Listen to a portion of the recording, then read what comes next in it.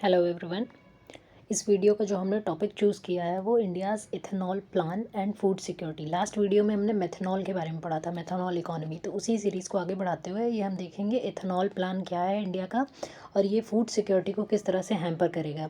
तो इथेनॉल, जैसे कि हम जानते हैं, इथेनॉल एक तरह का क्या है, एक अल्कोहल है इथेनॉल। हाँ, और ये इसको किस चीज़ में यूज़ किया जाता है? अल्कोहलिक ड्रिंक्स बनाने में यूज़ किया जाता है, solvents for paint, varnishes and perfumes वगैरह में भी इथेनॉल का यूज़ होता है, फ्यूल में भी इसका यूज़ होता है।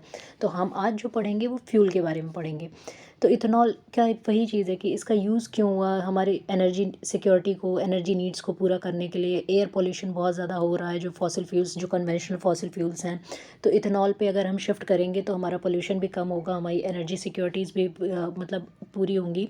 और जो हमारा इम्पोर्ट बिल है, जो सबसे बड़ा रीज़न है अल्टरनेटिव्स को देखने का, तो हमारा ये जो इम्पोर्ट बिल है ये भी कम होगा। तो चलिए आज हम देखते हैं कि ये हमारा न्यूज़ में क्यों था। तो India's ambitious plan to cut the use of fossil fuels by promoting ethanol derived from rice, corn and sugar. तो ये इंडिया का है एम्बिशियस प्लान कि हमें जो फॉसिल फ्यूल्स पे अपनी डिपेंडेंस कम करना है, तो हम इथेनॉल बनाने के लिए किस पे हम डिपेंड करेंगे? राइस, कॉर्न और शुगर पे। तो ये अब ये चीज़ें राइस, कॉर्न और शुगर ये तो खाने में यूज़ होती हैं, तो ये क्या करेंगी? तो ये कंसर्न है कि ये किस चीज़ को अंडरमाइन करेगा? ये हमारी फूड सिक्योरिटी को अंडरमाइन करेगा, जो हमें लोगों को, कि कोई भी व्यक्ति हमारे देश में भूखा ना रहे। तो इस चीज़ को जो हम जो फूड सिक्योरिटी, हमारी जो फूड सिक्योरिटी एक्ट हमारा आया था 2013, तो यही कंसर्न्स इसमें किए गए हैं कि गवर्नमेंट की पॉलिसी में कि इथेनॉल को अगर बहुत इससे राइस और कॉर्न से बनाया जाएगा तो ये हमारी फूड सिक्योरिटी को हैम्पर करेगा। तो सबसे पहले हम समझ लेते हैं कि बायोफ्यूल्स क्या होते हैं। जो मतलब ये जो भी जैविक जो ईंधन होते हैं, जो ये किस तरह के होते हैं, इनको हम 3 टाइप्स में डिवाइड कर सकते हैं: सॉलिड फ्यूल, लिक्विड फ्यूल और गैसियस बायोफ्यूल।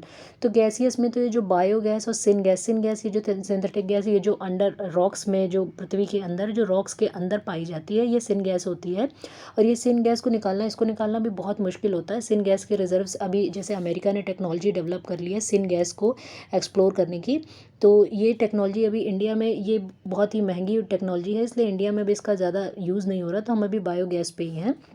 तो बायोगैस, ये जो बायोलॉजिकल चीज़ों के जो सड़ने गलने से, नेचुरल प्रोसेस से जो गैस निकलती है, वो बायोगैस होती है।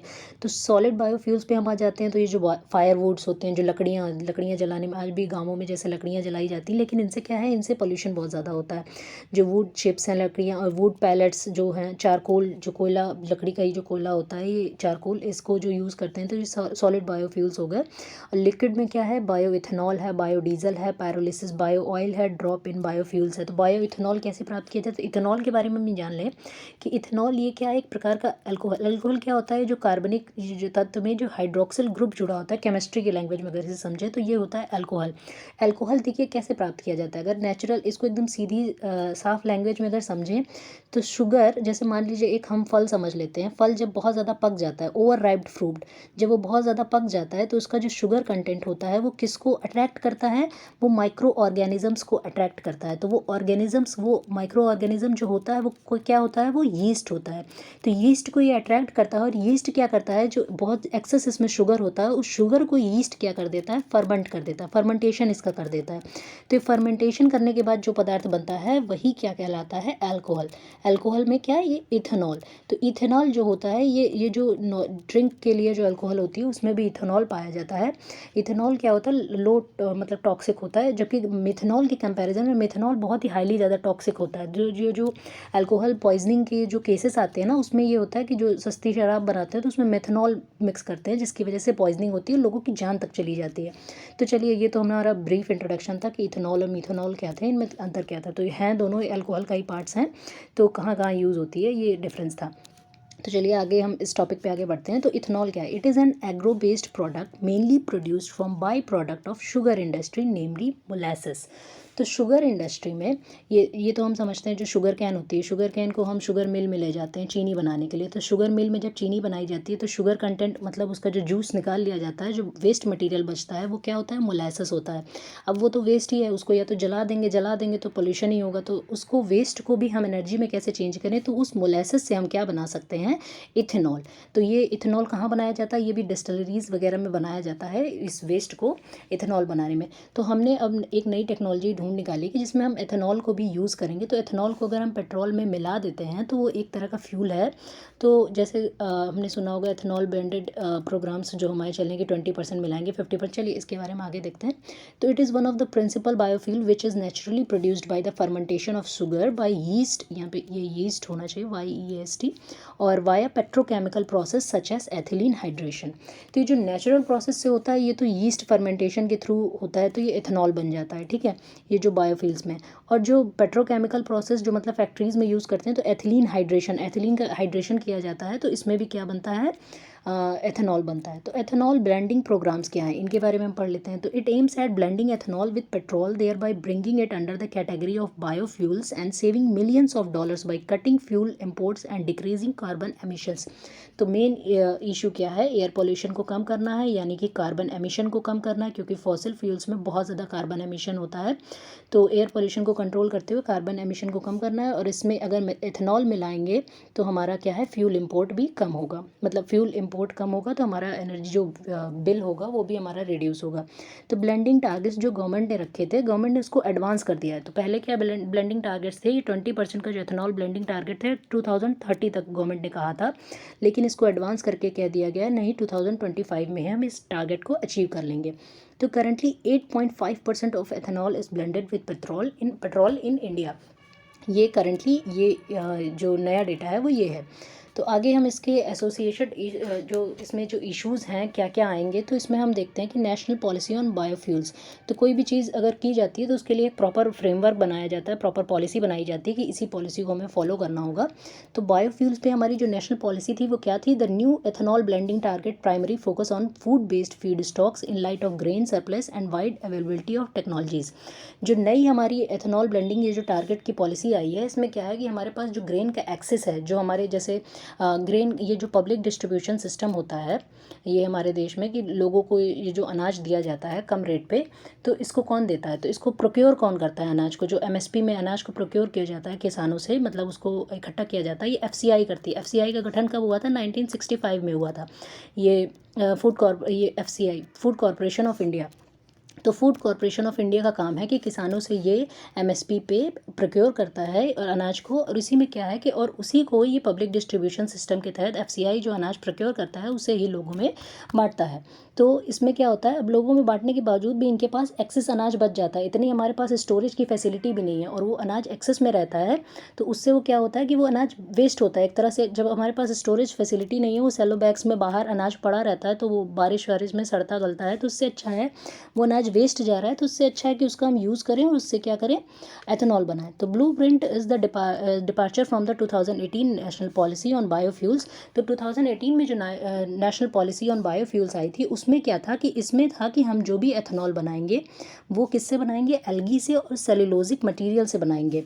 और ये भी जो मतलब अब अभी की जो पॉलिसी में चेंज किया गया है वो ये चेंज किया गया है कि जो हमारे पास एक्सेस फूड ग्रेन है हम उससे एथेनॉल बनाएंगे। यही एक कंसर्न है, इसी पे लोग इशू कर रहे हैं, मतलब ये अपने कंसर्न्स रेज कर रहे हैं कि अगर फूड पे अगर हम बनाएंगे फूड ग्रेन से तो हमें फूड सिक्योरिटी पे हमारी खतरा आएगा, इतना एक्सेस फूड। तो गवर्नमेंट ने अगर ये प्लानिंग की है तो उनके पास प्रॉपर प्लानिंग होगी कि किस तरह से, तो वो उसका बचाव इस तरह से कर रहे हैं। क्योंकि 2018 की जो नेशनल पॉलिसी आई थी उसमें ये था कि जो भी एल्गी और सेलुलोजिक मटेरियल होगा और राइस वीट का जो भी स्ट्रॉ, जो जैसे गेहूँ या फिर गेहूँ में जो जैसे भूसा निकलता है, और जो चावल होता है, चावल में जो राइस हस्क निकलती है, उससे ये सब बनाने का 2018 नेशनल पॉलिसी में था। तो अभी उसमें थोड़ा चेंज किया गया, अब ये फूड ग्रेन्स पे भी शिफ्ट हो गया है। तो risk of hunger, the food grains meant for the impoverished are being sold to the distilleries at prices cheaper than what states pay for their public distribution network. तो यही है कि रिस्क ऑफ हंगर, अगर इस तरह से जो food grain मतलब जो इम्पोवरिश्ड के लिए था, जिनके पास खाने के लिए नहीं था, उनके लिए जो फूड ग्रेन था अगर वो डिस्टिलरीज को दे दिया जाएगा इथेनॉल बनाने के लिए, तो एक तरह से किसका रिस्क होगा, ये हंगर का रिस्क होगा।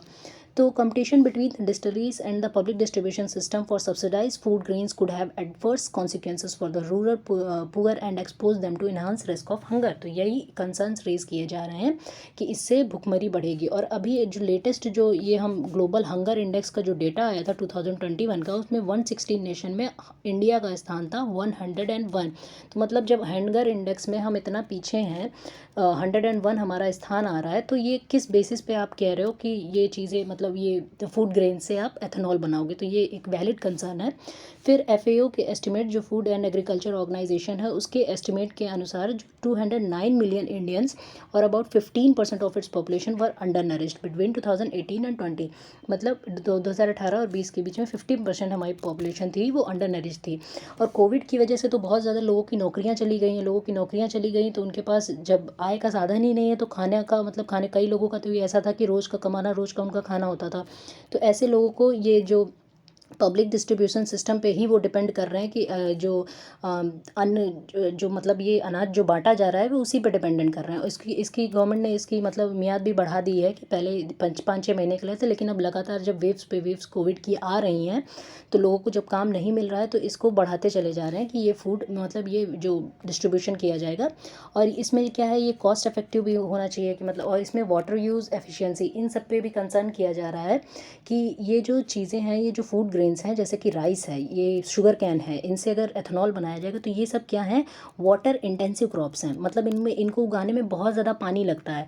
अब जब लोगों को लगेगा कि नहीं, हम राइस अगर हमारा गवर्नमेंट नहीं खरीद रही है, मतलब MSP पे हमारा नहीं खरीद रही है, तो हम इसको डिस्टलरीज़ को बेच देंगे। मतलब एथेनॉल बनाने वाली जो कंपनियां हैं ये किसानों से खरीद लेंगी, तो वो लोग मतलब इस पे बढ़ेंगे कि नहीं चलो हम चावल और गन्ना ही उगाते हैं, तो हम उनको बेच देंगे। वो नहीं खरीदेंगे तो कोई और खरीदेगा। तो इससे क्या है कि ये हमारे जो वाटर रिसोर्सेज हैं ये डिप्लीट होंगे अगर बहुत ज़्यादा एक्सेस में वाटर, तो ऐसा है। तो इन सब इश्यूज़ को कंसर्न, मतलब इन जो जो सारे कंसर्न्स हैं इनको एड्रेस करने की आवश्यकता है। आगे हम इसमें देखते हैं कि गवर्नमेंट का आर्ग्यूमेंट क्या है। तो गवर्नमेंट कह रही है कि enough stock piles of grains in FCI state reserves stood at 21.8 million tons of rice against the requirement of 13.4 million turns. तो गवर्नमेंट का कहना है कि देखिए, हमें जितनी रिक्वायरमेंट है 13.54 मिलियन टन की पूरे हमारे लोगों को ये जो मतलब अनाज वितरित करने का, तो उससे ज़्यादा हमारे पास है, एक्सेस में है 21.8 मिलियन टन। तो वो जो एक्सेस है हम उसका यूज़ कर रहे हैं, उसको हम मतलब डाइवर्ट कर रहे हैं किसमें, एथेनॉल प्रोडक्शन में। हम ये जो लोगों की ज़रूरत का है उसे नहीं डाइवर्ट कर रहे हैं। और इसके लिए उन्होंने कहा कैपेसिटी क्रिएशन की half requirement of 20% blending by grains that too maize and rest by sugar cane. तो उन्होंने भी कहा है कि 20% जो हम मेथेनॉल, ये एथेनॉल को हमारा ब्लेंड करने का जो टारगेट है उसको भी हम जो प्राप्त करेंगे उसमें 10% ये मेज़ मतलब उसमें आएगा, आधा जो होगा उसका मेज़ से। मेज़ क्या होता है, जो मक्का होता है, ये मतलब जो ड्रॉट अफेक्टेड एरिया होता है इसमें बहुत ज़्यादा, इसको उगाने में बहुत ज़्यादा पानी की ज़रूरत नहीं पड़ती। तो बहुत ज़्यादा पानी की ज़रूरत नहीं, तो ये क्रॉप मतलब ठीक है, इसको आप कर सकते हो, इससे आप बना सकते हो एथेनॉल, क्योंकि इसमें ज़्यादा पानी वेस्ट नहीं हो रहा। बाकी राइस में तो बहुत ज़्यादा पानी लगता है। तो ये क्या है, उन्होंने कहा कि जो हमने फार्मर्स का इनकम डबलिंग करने का जो हमने 2022 में किया है कि बाई 2022 फार्मर्स की इनकम डबल होगी, तो इसमें बेनिफिट्स इसमें फार्मर्स का भी है कि वो इसको कंपनीज़ को बेच सकते हैं। तो इसमें हम आगे देखेंगे, हम अपनी ये जो 2018 की हमारी जो नेशनल पॉलिसी ऑन बायोफ्यूल थी, हम उसके बारे में भी थोड़ा सा देख लेते हैं। तो इसमें बायोफ्यूल्स को है ना 4 कैटेगरी में डिवाइड किया गया था। तो हम इन 4 कैटेगरीज़ को भी पढ़ सकते हैं। तो बेसिक, तो पहली कैटेगरी क्या थी, फर्स्ट जनरेशन जिसे कहते हैं, वो बेसिक बायोफ्यूल्स थे। इसमें बायो अल्कोहल और बायोडीजल आते हैं। तो ये क्या थे, फर्स्ट जनरेशन। एडवांस बायोफ्यूल्स में आता है सेकेंड जनरेशन में हमारा इथेनॉल आता है, और ये म्यूनिसिपल सॉलिड वेस्ट आता है। जो म्यूनिसिपल सॉलिड वेस्ट होता है ना, इसको भी जलाने की बजाय अगर जला देते हैं ऐसे ही नॉर्मली, तो उसमें से तो पॉल्यूशन होगा, एयर पॉल्यूशन, तो इसको भी हम क्या करते हैं, बायोफ्यूल में चेंज कर सकते हैं। थर्ड जनरेशन हमारा ब्यूटानॉल आता है। अच्छा, ब्यूटानॉल भी मतलब एक हाइड्रोक्सिल ही है। इसका यूज़ होता है, इसका पेंट्स वगैरह में इसका यूज़ किया जाता है, स्पिरिट बनाने में इसका यूज़ किया जाता है। फोर्थ जनरेशन में हमारा आता है fuel from genetically engineered crops.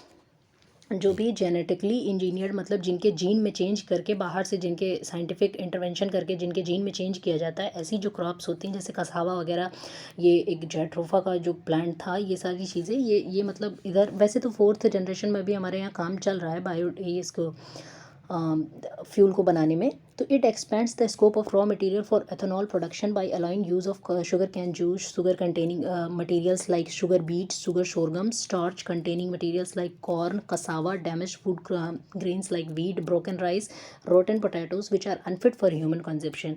तो 2018 की पॉलिसी में क्या था, यही राइस यूज़ करेंगे जो ब्रोकन राइस, जो जैसे धान से जो राइस बनने का जो प्रोसेस होता है उसमें जैसे कई राइस के दाने जो होते हैं वो टूट जाते हैं। तो ब्रोकन राइस का भी यूज़ हम किस में कर सकते हैं, एथेनॉल में यूज़ कर सकते हैं। वीट का जो यूज़ है, जो फूड ग्रेन्स जो डैमेज्ड है, उसका भी यूज़ हम इसमें कर सकते हैं। ये किस में था, 2018 की पॉलिसी में था। अभी तो चेंज करके क्या कर दिया कि जो भी एक्सेस होगा हमारे पास वो हम इसमें यूज़ कर सकते हैं।